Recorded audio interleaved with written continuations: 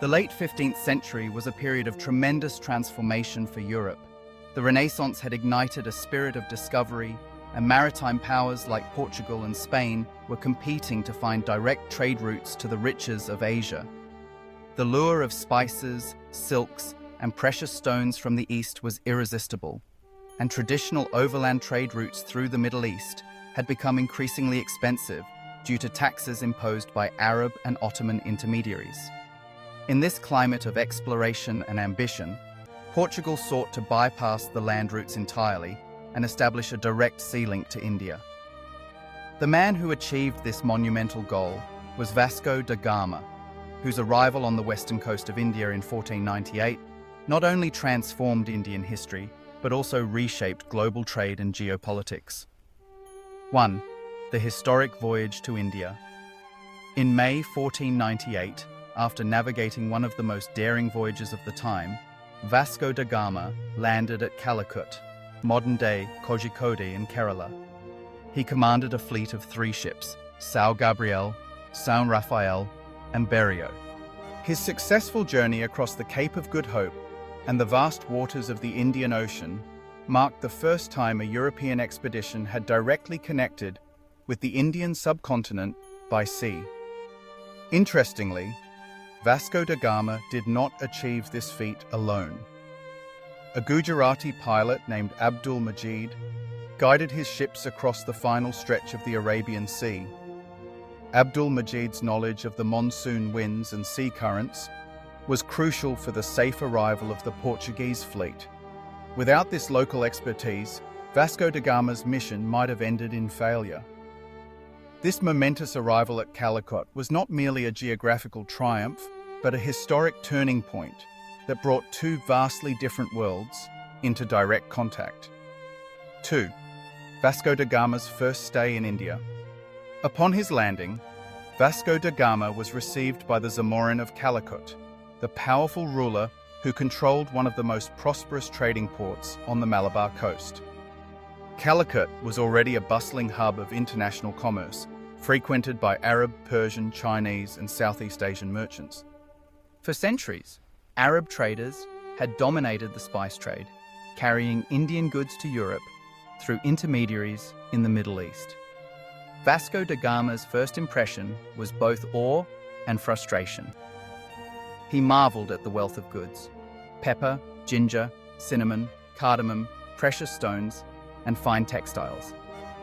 However, when he presented his gifts to the Zamorin, they were modest by Indian standards: some cloth, hats, corals, and other European trinkets. The Zamorin, unimpressed, remarked that such offerings were unsuitable for a king. This cultural gap foreshadowed the tensions that would soon characterize Indo-Portuguese relations. Vasco da Gama spent about 3 months in India, learning about the trading practices and attempting to negotiate terms with the Zamorin.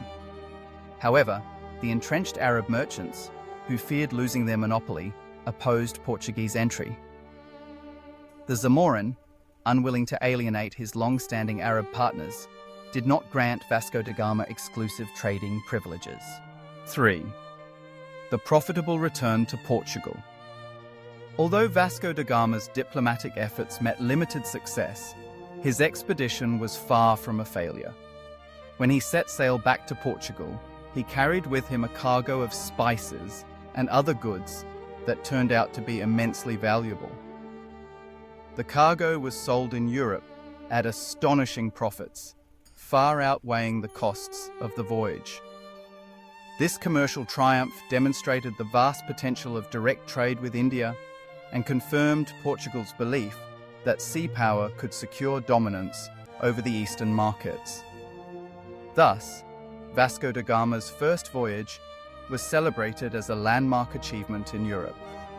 He had not only discovered a direct route to India, but had also laid the foundation for Portugal's future maritime empire. 4. Vasco da Gama's return to India in 1501. In 1501, Vasco da Gama embarked on his second voyage to India, this time with a clearer mission and greater determination.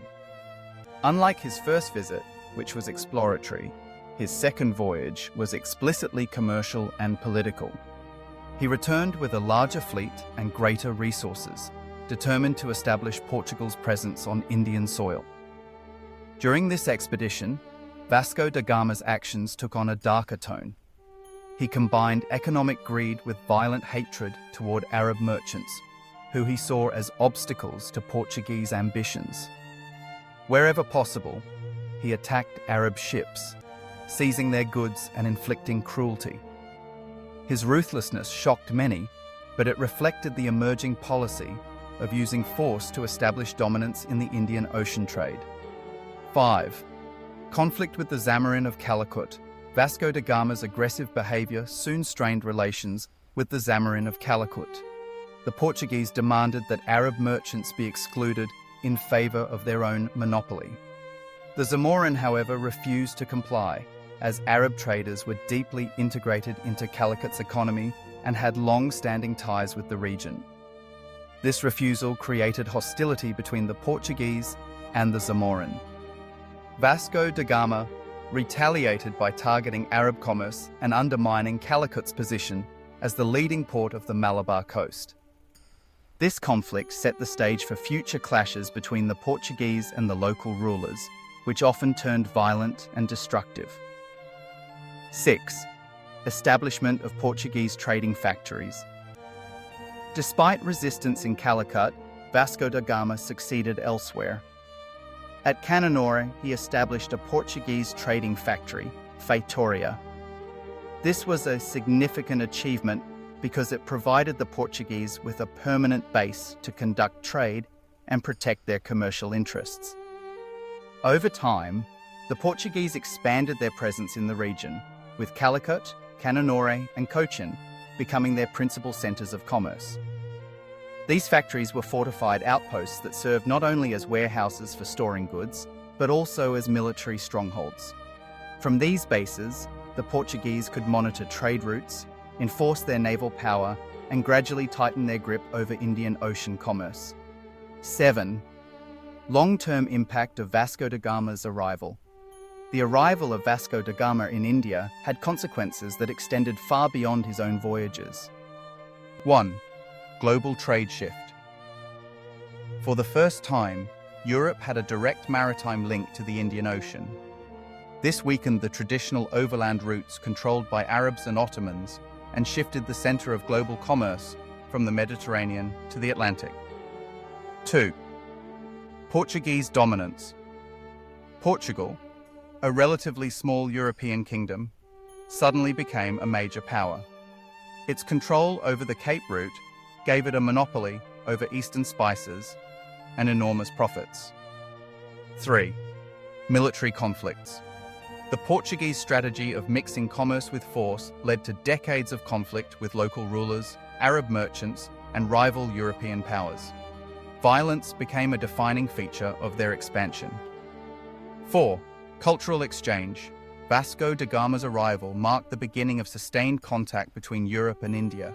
While it brought opportunities for exchange, it also introduced exploitation, colonization, and cultural clashes. 8. Conclusion. The arrival of Vasco da Gama in Calicut in 1498 was more than just a maritime success. It was a turning point in world history. His first voyage demonstrated the feasibility and profitability of direct sea trade between Europe and India. His subsequent return in 1501, marked by violence and ambition, laid the foundations for Portuguese dominance in the Indian Ocean.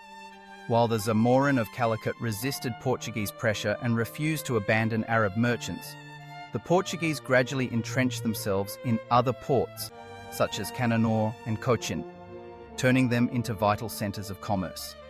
These developments reshaped not only the history of India, but also the trajectory of global trade and colonial expansion. In retrospect, Vasco da Gama's arrival symbolizes both the spirit of discovery and the darker side of imperial ambition. His voyages opened the gates of India to European colonization, setting in motion a chain of events that would alter the destiny of the subcontinent for centuries to come. Thank you for watching my video. Please like, share, and subscribe. Thank you.